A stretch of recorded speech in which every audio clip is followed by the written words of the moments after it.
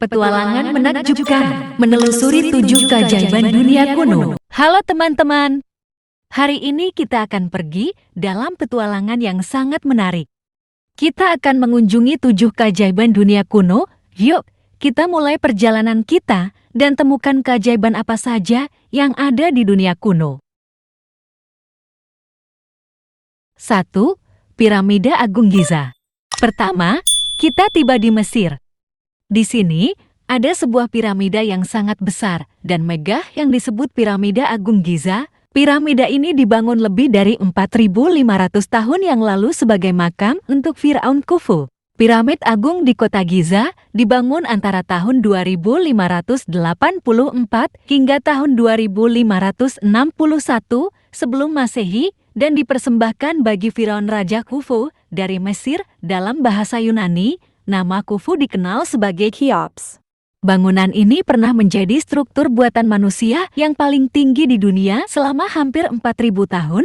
Penggalian bagian dalam interior piramid baru dimulai secara sungguh-sungguh pada akhir abad ke-18 dan awal abad ke-19 Masehi. Karena alasan inilah, kerumitan detail pada bagian dalam piramid yang mampu mengundang decak kagum masyarakat modern menjadi topik yang jarang dibahas atau tidak diketahui oleh para penulis kuno. Kesempurnaan simetri dan tinggi bangunan piramid merupakan faktor yang paling mengesankan bagi kebanyakan turis atau pengunjung pada masa lalu. 2. Taman Gantung Babilonia. Sekarang, kita pindah ke Babilonia, yang sekarang adalah Irak. Di sini, ada taman yang sangat menakjubkan yang disebut Taman Gantung Babilonia. Taman ini memiliki tanaman dan bunga yang digantung di teras-teras yang tinggi. Kompleks Taman Gantung Babilonia dibangun oleh Raja Nebukadnezar II antara tahun 605 sampai 562 sebelum Masehi sebagai persembahan atau hadiah bagi permaisurinya. Kompleks ini dipetakan oleh penulis kuno Diodorus Siculus sebagai bidang atau dataran bertumpuk dengan irigasi otomatis yang berisikan beragam flora dan fauna eksotis serta memiliki ketinggian mencapai 23 meter atau 75 kaki melalui rangkaian teras berundak. Diodorus juga menjelaskan bahwa sang permaisuri bernama Amtis dari Media sempat merasa kangen dengan pegunungan dan bunga-bunga khas dari tanah airnya. Karenanya sang raja menitahkan untuk membuat gunung yakni Taman Berundak di Babylon untuk istrinya. Kompleks Taman Gantung Babylon dipercaya hancur atau rusak karena gempa bumi yang terjadi pada satu waktu setelah abad ke-1 Masehi. 3. Patung Zeus di Olimpia. Ayo kita berkeliling ke Yunani. Di sini, ada sebuah patung raksasa yang disebut patung Zeus di Olimpia. Zeus adalah dewa utama dalam mitologi Yunani dan patung ini sangat besar dan indah.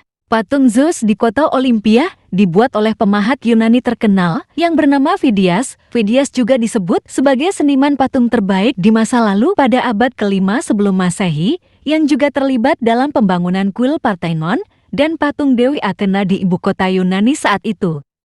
Patung ini menggambarkan Dewa Zeus sedang duduk di singgasananya dengan kulit dari bahan gading dan jubah dari tempaan emas dengan tinggi mencapai 12 meter atau 40 kaki. Patung ini sengaja dibuat untuk menuai kekaguman dari para pengunjung yang berziarah ke kuil Zeus di Olimpia. 4.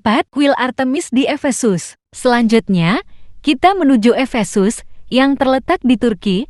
Di sini ada kuil yang sangat indah yang bernama Kuil Artemis. Kuil ini dibangun untuk menghormati Dewi Artemis, Dewi Perburuan.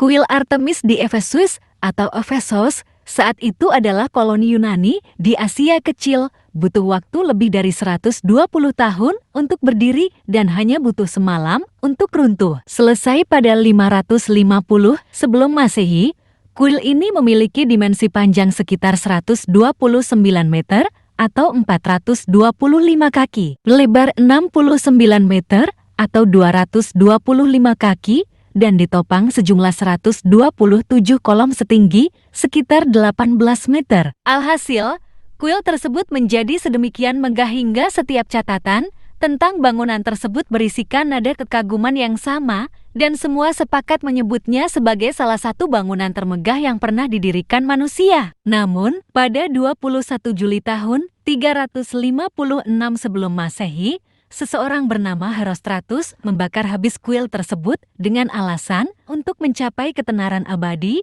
dengan membuat namanya dikenang selamanya sebagai orang yang merusak sesuatu yang sangat indah. Tentu saja, masyarakat Efesia geram meminta nama Herostratus untuk dihapus atau tidak dikenang selamanya. Akan tetapi sejarawan Strabo tetap mencatat peristiwa tersebut sebagai salah satu hal menarik terkait sejarah kuil Artemis. Malam saat kuil terbakar juga malam yang sama saat Alexander Agung dilahirkan. Nantinya, sang penakluk ini akan menawarkan jasa untuk membangun ulang kuil tersebut, namun ditolak oleh masyarakat Efesia. Kuil Artemis sempat dibangun ulang dalam skala yang lebih sederhana pasca wafatnya Alexander Agung, namun hancur kembali akibat invasi bangsa Goth. 5. Mausoleum Halikarnassus. Sekarang, mari kita lihat Mausoleum Halikarnassus di Turki. Mausoleum ini adalah sebuah makam megah yang dibangun untuk Raja Mausolus. Nama mausoleum berasal dari nama raja ini. Mausoleum Halikarnassus merupakan makam Mausolus, seorang satrap, nama jabatan setingkat gubernur provinsi berkebangsaan Persia yang dibangun sekitar 351 sebelum Masehi. Mausolus memilih Halikarnassus sebagai ibu kota provinsinya dan bersama istrinya Artemisia berupaya keras mewujudkan cita-cita membangun kota dengan keindahan yang tak tertandingi di penjuru dunia. Artemisia wafat 2 tahun setelah suaminya dan abunya disemayamkan bersama suaminya di mausoleum yang sama. Sejarawan Pliny juga dikenal dengan sebutan Pliny Sepuh mencatat bahwa para tukang dan seniman tetap melanjutkan pembangunan makam setelah wafatnya Artemisia, setengahnya sebagai penghargaan kepada ibu pelindung atau patrones mereka. Selebihnya, karena menyadari penyelesaian proyek makam tersebut akan membuat nama mereka tercatat sepanjang sejarah. 6. Patung Kolosus di Rhodes. Ayo kita berkeliling ke Pulau Rhodes di Yunani. Di sini ada patung raksasa bernama Kolosus. Patung ini berdiri di pintu masuk pelabuhan dan sangat besar sampai kapal-kapal bisa melewatinya. Patung Kolosus yang terletak di kota Rhodes merupakan citraan dewa Helios, dewa pelindung bagi Pulau Rhodes, dan dibangun antara 292 hingga 280 sebelum Masehi. Tinggi patung mencapai 33 meter lebih sedikit atau 110 kaki lebih dan titik pandangnya jauh melewati pelabuhan Rhodes. Proyek pembuatan patung dimulai secara resmi setelah Rhodes berhasil mematahkan upaya invasi tentara Demetrius pada 304 sebelum Masehi pasca kekalahannya. Demetrius meninggalkan berbagai perlengkapan dan persenjataan perang yang kemudian dikumpulkan dan dijual oleh bangsa Rhodes dengan nilai sebesar 300 talendes, saat ini setara 360 juta dolar Amerika atau sekitar 5 triliun untuk digunakan sebagai biaya pembangunan patung Kolosus. Namun patung kolosal ini hanya mampu berdiri selama 56 tahun sebelum roboh akibat gempa bumi pada 226 sebelum Masehi. Bahkan reruntuhan patung tersebut masih merupakan tumpukan puing yang luar biasa selama lebih dari 800 tahun dan, menurut Strabo, tetap mampu menjadi pusat wisata saat itu. 7. Mercusuar Alexandria. Terakhir, kita tiba di Alexandria, Mesir.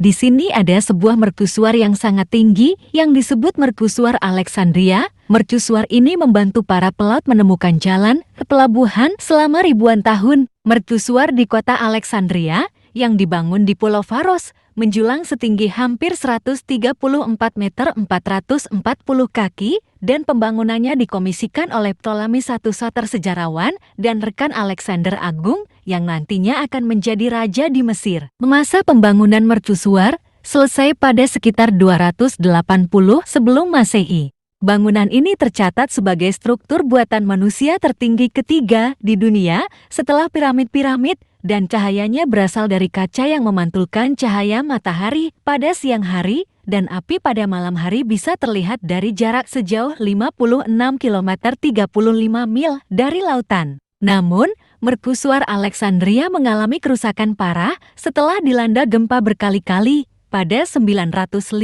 Masehi, tahun 1303 Masehi, dan tahun 1323 Masehi, sebelum akhirnya wujud bangunannya musnah total menjelang tahun 1480 Masehi. Wah, Perjalanan kita sangat menakjubkan, bukan?